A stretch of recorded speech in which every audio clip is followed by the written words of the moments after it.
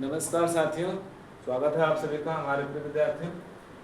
तो जैसा कि अभी अलंकार प्रकरण में आज हम प्रतीप अलंकार पढ़ेंगे, जो प्रतियोगी परीक्षाओं में जो है पूछा जाता है। तो सबसे पहले हम इसकी परिभाषा को व्यक्त करते हैं। जहाँ पर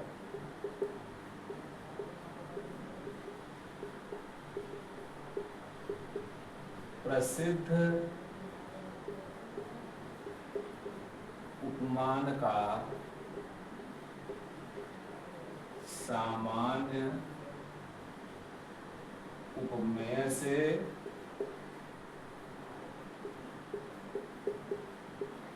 तथा उपमेय का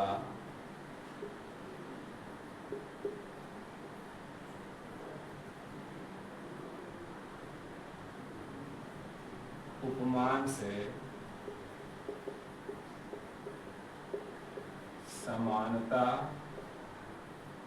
व्यक्त किया जाए,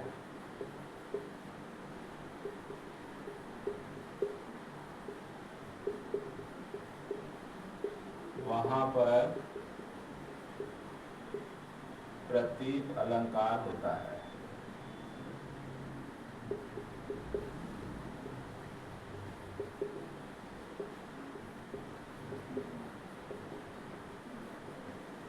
देखिए, इसमें बताया है कि जहां पर प्रसिद्ध उपमान का सामान्य उपमेय से तथा उपमेय का उपमान से समानता व्यक्त किया जाए, यानी उपमान का उपमेय से, उपमेय का उपमान से। लेकिन एक चीज ध्यान देना होगा कि जो सामान्य उपमेय है उसका प्रसिद्ध से, और प्रसिद्ध उपमान जो है उसका सामान्य उपमेय से जो है समानता व्यक्त किया जाए, वहां पर जो है प्रतीप अलंकार होता है।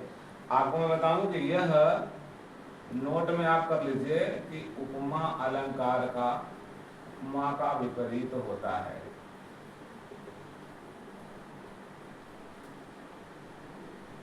यह उपमा अलंकार का एकदम विपरीत होता है।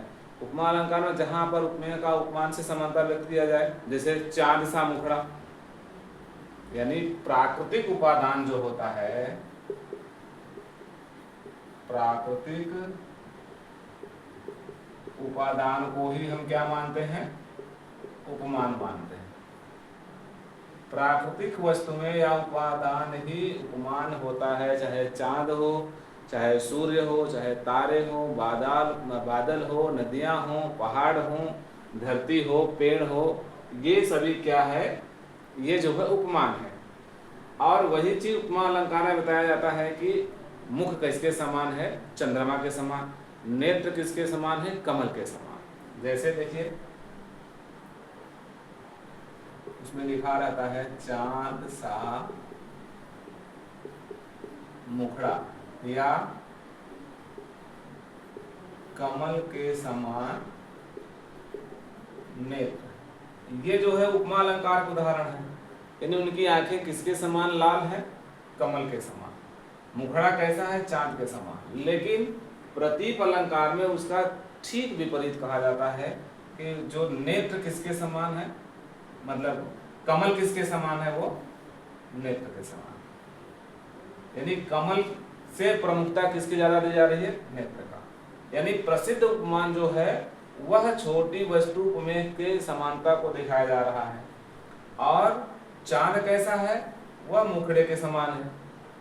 ध्यान दीजिए कि चांद की समानता मुखड़े से दी जा रही है, न कि मुखड़े की समानता जो है चांद से किया जा रहा है। यानी एकदम जो है उपमान और उपमेय की जो व्यवस्था है, जो रूप है यहाँ पर, ठीक उपमा अलंकार से विपरीत है। तो देखिए, इसके लिए एक उदाहरण हम देखेंगे। उदाहरण,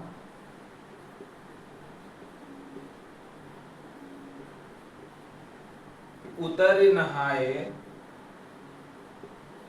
उतरी नहाए जमुन जल,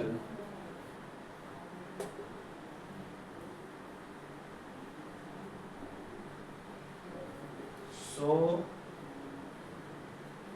शरीर सम श्याम।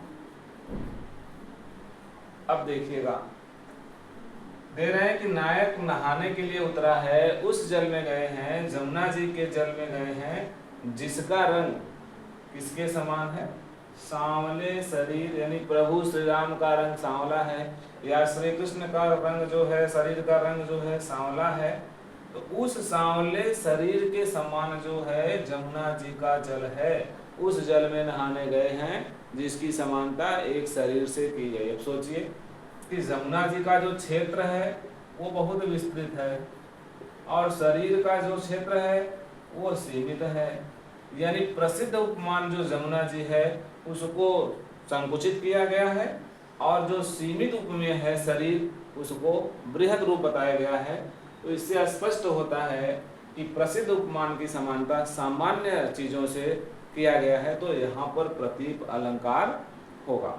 इसके लिए एक और उदाहरण देख लीजिए तो स्पष्ट हो जाएगा कि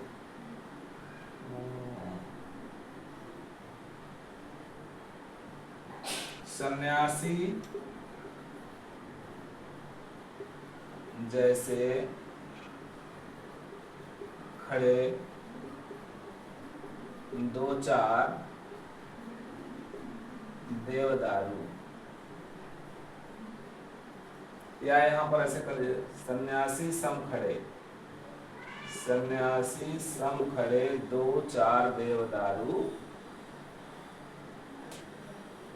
वृक्ष। यानी देखिए अब जो देवदारू के वृक्ष हैं वो उपमान है, इनका क्षेत्र जो है विस्तृत है, लेकिन इनकी दशा किसके समान बताई गई है? सन्यासी के समान। यानी देवदारू के जो वृक्ष है लंबे, सन्यासी सम लंबे खड़े हैं दो चार देवदारू के वृक्ष, तो देवदारू तो वह प्राकृतिक उपादान है, जो लंबे हैं, प्रकृति की चीजें हैं, चाहे वृक्ष हो पेड़ पौधे हो, वो उसकी समानता किस समान की गई है? किससे की गई है? सन्यासी के समान। कि दो चार जो देवदारू के वृक्ष ऊंचाई तक खड़े हैं वो किसके समान दिखाई दे रहे हैं? ऐसा लगता है किसी सन्यासी जैसे तपस्वी है, कोई तपस्वी खड़ा है। तो इससे तो उम्मीद है इन दोनों उदाहरण से स्पष्ट हो गया होगा कि प्रतीप अलंकार किसे कहते हैं। तो सबसे पहले हम इसकी परिभाषा को देखेंगे कि इस परिभाषा के आधार पर इस उदाहरण की पुष्टि हो रही है और हो भी रही है कि प्रसिद्ध उपमान को जो है छोटा बताया गया है, तुच्छ बताया गया है, और सामान्य उपमेय को उससे बड़ा बताया गया है उपमेय को। तो इसलिए यहाँ पर जो है प्रतीप अलंकार होगा। ये ध्यान रहे कि यह जो है उपमा अलंकार का ठीक विपरीत होता है। सामान्य वस्तुओं का सामाजिक वस्तुओं की जो तुलना है वो छायावादी युग की तरह, छायावाद की तरह प्रकृति से किया जाए, वहाँ पर प्रतीप अलंकार होता है।